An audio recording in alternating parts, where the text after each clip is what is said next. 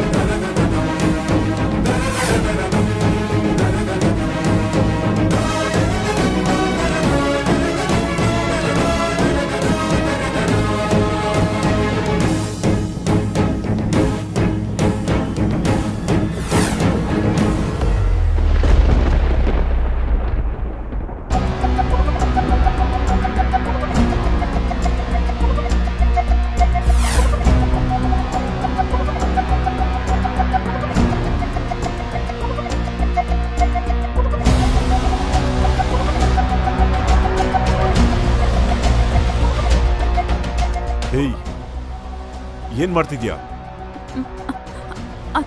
ಅದು ಅಪ್ಪ box. Box? ಏನ್ ಬಾಕ್ಸು? ಅಂದ್ರೆ ನಿನ್ನೆ ನನ್ನ ಕಾರಲ್ಲಿ ಲಂಚ್ ಬಾಕ್ಸ್ ಇಟ್ಟಿದ್ದು ನೀನಾ? ದೇವ್ಕಿ, ನಿನ್ನೆ ಲಂಚ್ ಬಾಕ್ಸ್ ಇಟ್ಟಿದ್ದು ಯಾರು? ರೀ ಅದು ಓಹೋ, ಈಗ ಸಮಾಚಾರ. ನಿನ್ನೆ ಊಟದ ರುಚಿ ಬದಲಾದಾಗಲೇ ನನ್ನ ಬುದ್ಧಿಗೆ ಅರ್ಥ ಆಗ್ಬೇಕಾಗಿತ್ತು, ಆದ್ರೆ ಆಗ್ಲಿಲ್ಲ. ನೀನು ಇವಳ ಜೊತೆ ಶಾಮೀಲಾಗಿ ನನ್ ಕಿವಿಗೆ ಹೂ ಇಟ್ಬಿಟ್ಟೆಲ್ಲ. ಮಾತಾಡ್ಬೇಡ ನೀನು. ಅಷ್ಟು ಸಲ ಹೇಳಿದೀನಿ, ಅವಳ ವಿಷಯ ನಮಗ್ ಬೇಡ, ಅವಳಿಂದ ನಾವು ದೂರ ಇದ್ಬಿಡೋಣ, ಇನ್ಮೇಲೆ ಅವಳ ವಿಷಯ ನನ್ನ ಮುಂದೆ ಎತ್ತಬೇಡ ಅಂತ. ಆದ್ರೆ ನೀನು ಇವಳ ಹತ್ರ ನನಗೆ ಲಂಚ್ ಬಾಕ್ಸ್ ಕಳಿಸ್ತಾ ಇದೀಯಾ? ಒಟ್ನಲ್ಲಿ ಈ ಮನೇಲಿ ನನಗೆ ನನ್ನ ಮಾತಿಗೆ ಬೆಲೆ ಇಲ್ಲ ಅಂತ ಆಯ್ತು ಅಲ್ವಾ? ರೀ, ಒಂದು ನಿಮಿಷ ನನ್ನ ಮಾತು ಕೇಳ್ತೀರಾ? ಅಪ್ಪ, ಇದ್ರಲ್ಲಿ ಅಮ್ಮಂದೇನು ತಪ್ಪಿಲ್ಲ, ಅದು ನಾನೇ. Shut up!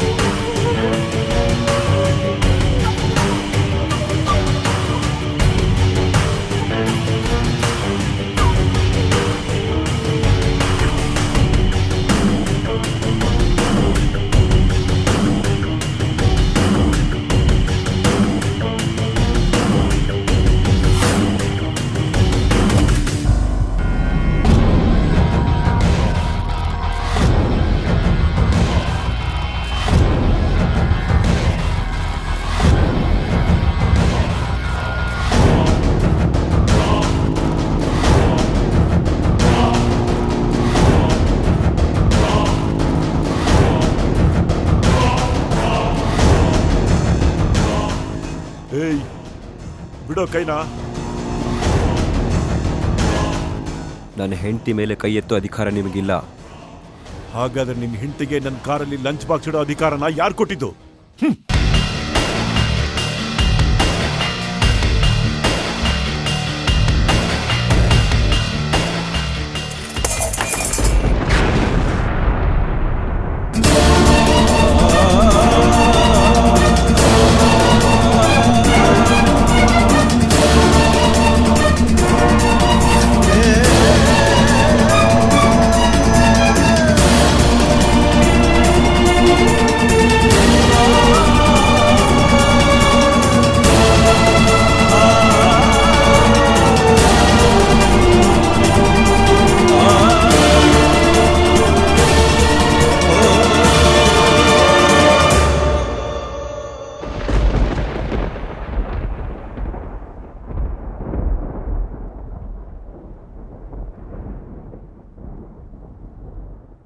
ಪ್ರಾರ್ಥನಾ ನೋಡಿದ್ರಾ? ನಾನು ಹೇಳಿದ್ರೆ ನನ್ನ ಮಾತು ಎಲ್ಲಿ ಕೇಳ್ತೀರಾ ನೀವು? ನಾನು ಹೇಳಿದ್ರೆ ತಾನೇ ಇದು ಹೀಗೆ ಆಗುತ್ತೆ ಅಂತ. 4 ಜನ ಹಸ್ತವ್ರಿಗೆ ಊಟ ಹಾಕಿದ್ರೆ ನಮಗೆ ಪುಣ್ಯ ಆದರೂ ಬರುತ್ತೆ. ಆದರೆ ಇಂಥ ಹೊಟ್ಟೆ ತುಂಬಿರೋ ಶ್ರೀಮಂತರಿಗೆ ಏನು ಮಾಡಿದ್ರು ಅಷ್ಟೇ.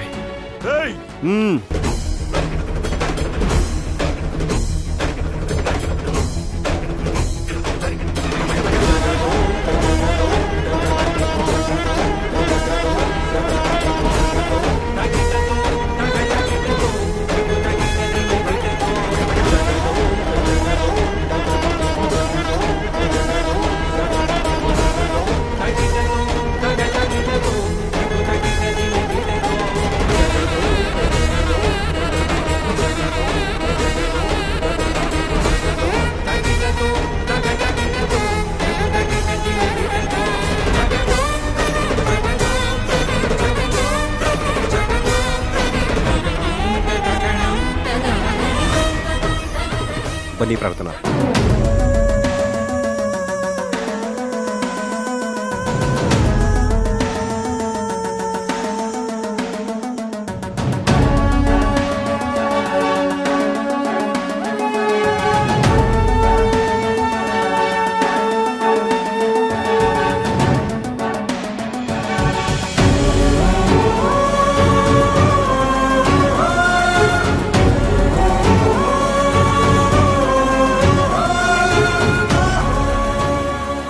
ಪ್ರಾರ್ಥನಾ,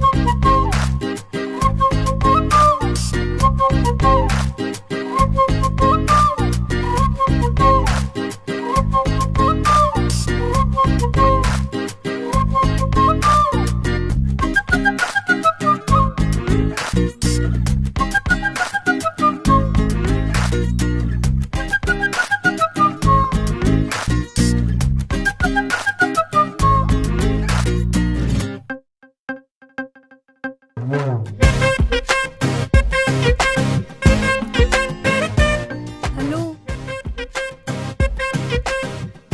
ಹಲೋ ಸರ್, ಏನಾಯ್ತು? ಏನಾಗತ್ತೆ? ನಾನು ಆಗಿಂದ ಎಕ್ಸ್ಪ್ಲೇನ್ ಮಾಡ್ತಿದ್ರೆ ನಿಮ್ ಗಮನ ಎಲ್ಲಿದೆ ಅಂತ. ಎಲ್ಲಿರುತ್ತೆ? ಪ್ರೆಸೆಂಟೇಷನ್ ಕೇಳ್ತಿದ್ದೆ. Explain it again. ಅಯ್ಯೋ ನನ್ ಮಗನೇ, ಇಷ್ಟೊತ್ತು ಕಷ್ಟಪಟ್ಟು ಎಕ್ಸ್ಪ್ಲೇನ್ ಮಾಡಿದ್ನಲ್ಲೋ, ಎಲ್ಲಿಟ್ಕೊಂಡಿದ್ಯೋ ನಿನ್ ತಲೆನ? ನನ್ನ ತಲೆ ಎಲ್ಲೂ ಇಟ್ಟಿರ್ಲಿಲ್ಲ, ಇಲ್ಲೇ ಇದೆ. ನಿಮ್ಮ ಪ್ರೆಸೆಂಟೇಷನ್ ಸ್ವಲ್ಪ ಕನ್ಫ್ಯೂಸಿಂಗ್ ಇರೋದು. ಅಯ್ಯೋಯ್ಯೋ, ಈ ನನ್ ಮಗಂಗ್ ನಾನ್ ಮನ್ಸಲ್ಲಿ ಅನ್ಕೊಂಡಿದ್ದೆಲ್ಲ ಹೇಗ್ ಗೊತ್ತಾಗುತ್ತೆ ಅಂತ. ನನಗೆ ಫೇಸ್ ರೀಡಿಂಗ್ ಬರುತ್ತೆ.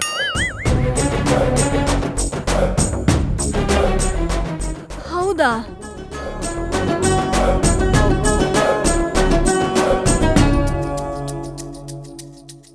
ಅಯ್ಯೋ, ಇನ್ನ ಏನೇನ್ ಹೇಳ್ತಾನೋ ಏನೋ. ಫೇಸ್ ರೀಡಿಂಗ್ ಬೇರೆ ಬರುತ್ತೆ ಅಂತಿದ್ದಾನೆ.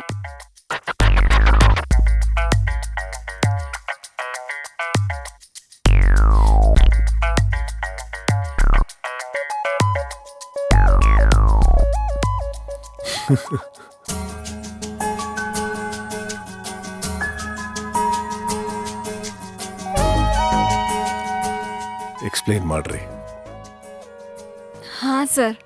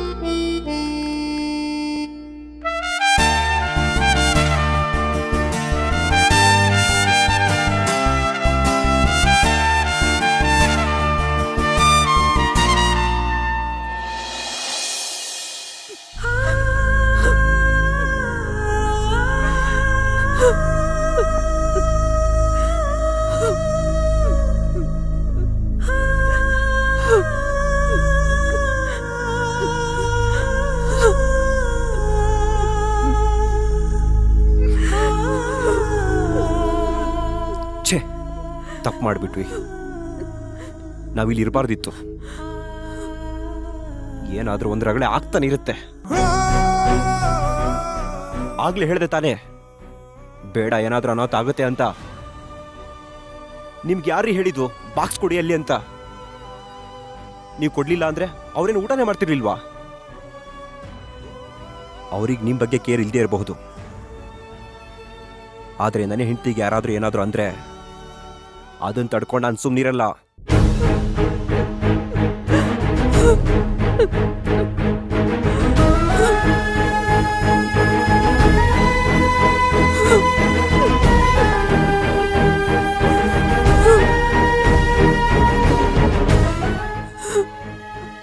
ಪ್ರಾರ್ಥನಾ,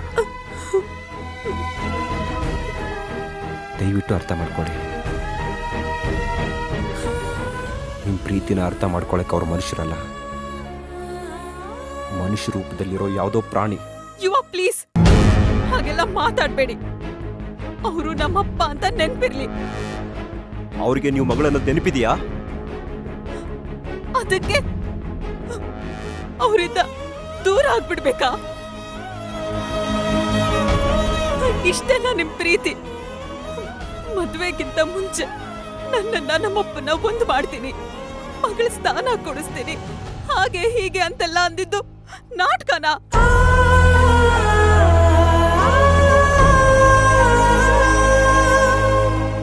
ಪ್ರಾರ್ಥನಾ, ಯಾಕೆ ನಿಮ್ಗೆ ಅರ್ಥ ಆಗ್ತಿಲ್ಲ? ನಾನು ನಾಟಕ ಮಾಡ್ತಿಲ್ಲ. ನನ್ನ ಗುರಿ ಈಗಲೂ ಅದೇನೆ. ಪ್ರಯತ್ನ ಇಲ್ದೆ ಗುರಿ ಮುಟ್ಟಕ್ಕಾಗಲ್ಲ ಯುವ. ಪ್ರಯತ್ನ ಪಟ್ಟ ಮಾತ್ರಕ್ಕೆ ಬಂಡೆ ಮೇಲೆ ಗಿಡ ಬೆಳೆಸಕ್ಕಾಗಲ್ಲ ಪ್ರಾರ್ಥನಾ.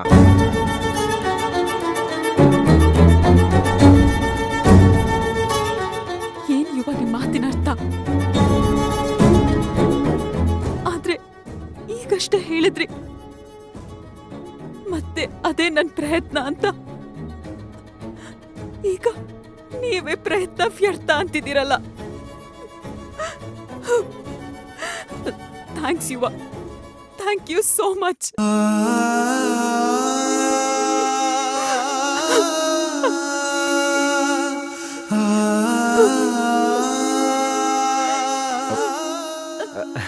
ಹಾಗಲ್ಲ ಪ್ರಾರ್ಥನಾ ಅವರೇ, ಬಿಡಿ.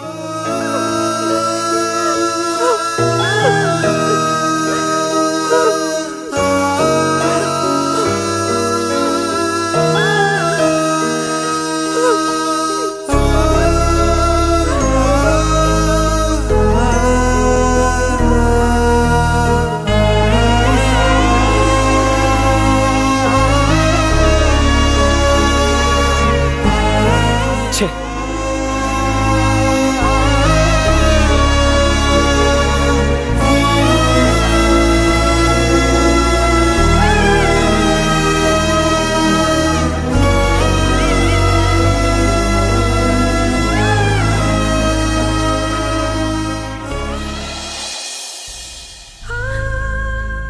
ನನಗೆ ಎಂಥ ಸ್ಥಿತಿ ಬಂತಮ್ಮ.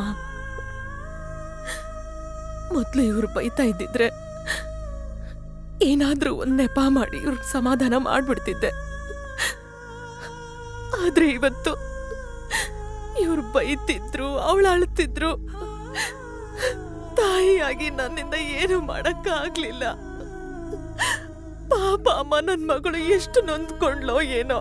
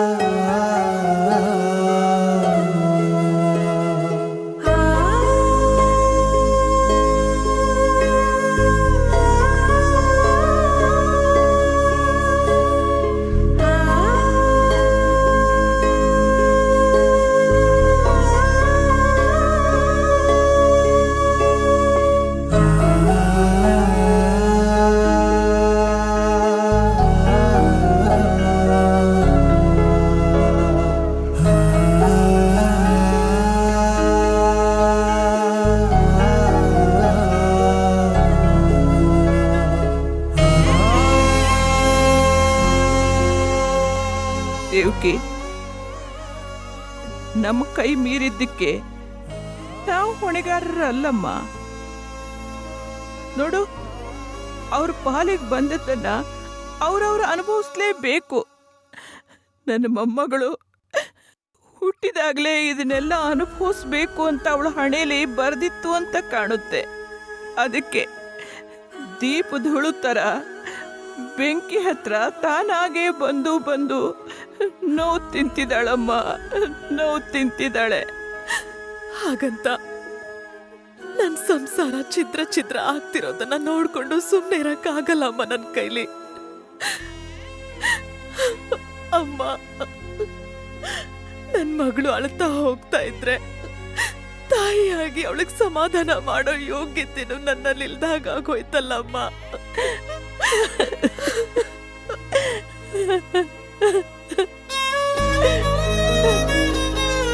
ಕೆಲವೊಂದು ವಾಸಿ ಆಗ್ಲಾರ್ದ ಕಾಯಿಲೆ ಅಂತ ಗೊತ್ತಾದ್ಮೇಲೆ ಜಾಗ್ರತೆ ವಹಿಸ್ಬೇಕೇ ವಿನಃ ಅದನ್ನು ವಾಸಿ ಮಾಡೇ ಮಾಡ್ತೀವಿ ಅನ್ನೋ ಹಠಕ್ಕೆ ಬೀಳ್ಬಾರ್ದಮ್ಮ. ಹಾಗಂತ ಇವ್ರು ಹೇಳ್ದಾಗ ಕೇಳ್ಕೊಂಡು ನನ್ನ ಮಗಳನ್ನ ದೂರ ಮಾಡ್ಕೊ ಅಂತ ಹೇಳ್ತಾ ಇದ್ದೀರಮ್ಮ. ದೂರ ಮಾಡ್ಕೋ ಅಂತ ನಾನು ಹೇಳ್ತಾ ಇಲ್ಲಮ್ಮ. ಆದ್ರೆ ಅವರಿಬ್ಬರನ್ನ ಒಂದು ಮಾಡೋ ಸಾಹಸ ಸಾಕು ಅಂತ ಹೇಳ್ತಾ ಇದ್ದೀನಿ. ನೀನೇನ್ ಹೇಳಿದ್ರು ಅವನು ತನ್ನ ಹಠ ಬಿಡಲ್ಲ. ನೀನ್ ಇಲ್ಲಿ ಕುತ್ಕೊಂಡಾಳೋದು, ಅವಳು ಅಲ್ಲಿ ಕುತ್ಕೊಂಡಾಳೋದು. ಆದ್ರೆ ಸಾಯೋ ವಯಸ್ಸಿನಲ್ಲಿ ನಾನಿದನ್ನೆಲ್ಲ ನೋಡ್ಬೇಕಲ್ಲ.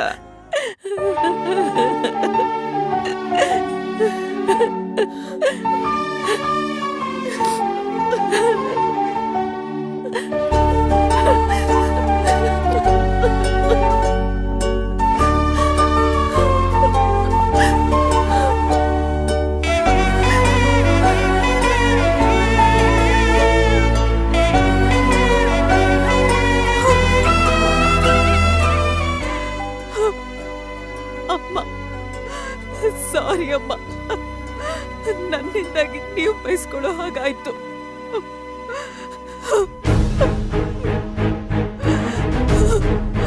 ಅಮ್ಮ,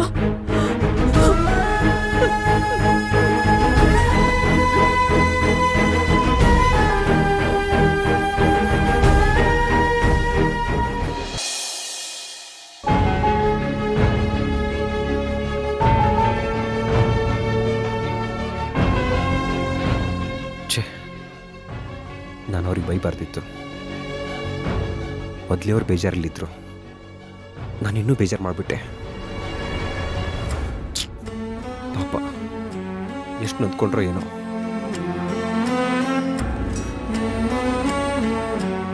ಓ, ಆರ್ಡರ್ ಬಂತು ಅಂತ ಅನ್ಸುತ್ತೆ.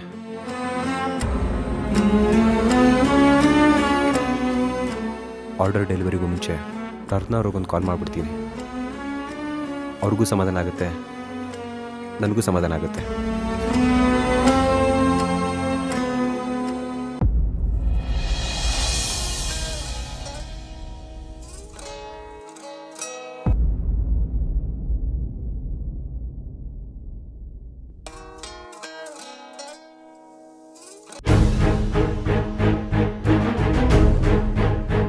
ಪ್ರಾರ್ಥನಾ, ಪ್ಲೀಸ್ ಫೋನ್ ತೆಗೀರಿ.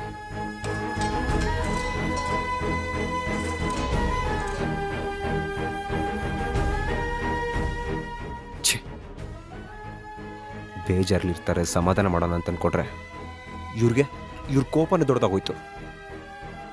ಫೋನೇ ತೆಗಿಯಲ್ಲ ಅಂತಾರೆ. ಛೇ.